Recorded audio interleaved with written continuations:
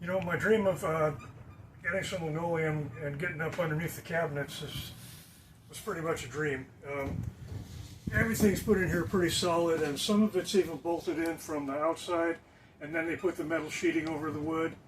And I was able just to loosen things up where I can get up underneath them so I don't have to use any quarter round or any caulking or anything. And so as it turns out, we have this peel and stick that we had for another project that we decided not to use. And it's got a nice tight pattern, so it's not going to be too big. Like the other pattern we had was a bigger pattern, and I was kind of concerned about it not fitting in. And I like this. It's got a nice contrast to the cabinets. It's going to be pretty easy for me to put in.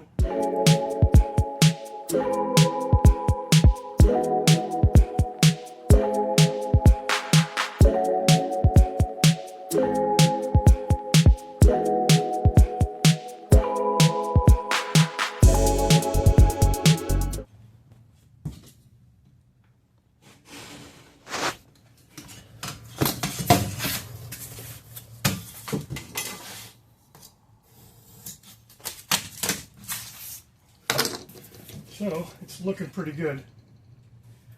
I was kind of concerned about running out. I had 20 of these tiles.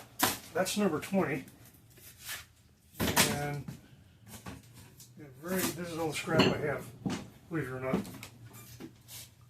This is going over here. So I just got a couple little areas. I really wanted to get inside the cabinets, and I'm just running a bit short. But this is a big improvement over what was here. Fortunately, the tiles weren't stored right. I've got a bit of a bow to them, so that's why I have the weights here.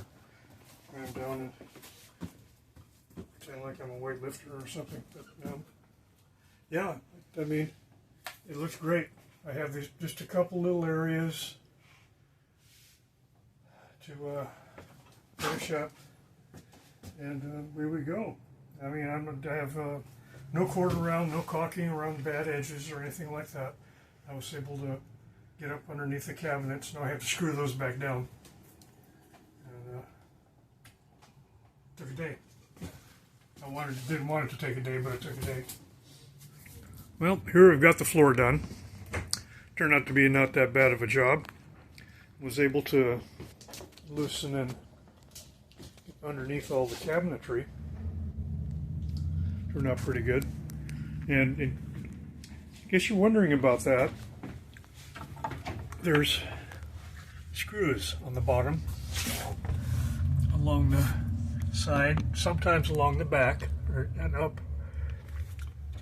And I was able to loosen those, like I said, and just pull that up and tuck under it.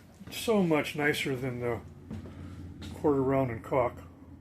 Really is. I've updated all the plumbing now, and all this nice shiny new tubing there. Sink's working fine. I didn't put I hooked up the electric pump, but I didn't hook a switch up to it. We really don't think we're going to be using it that much, although it'd be nice to have. I did hook up the tubes to it. This is the tube coming in from the pump, and that's blocked off. I have to take that off and cut the tip off that for it to accept water. And there's the wires for the pump.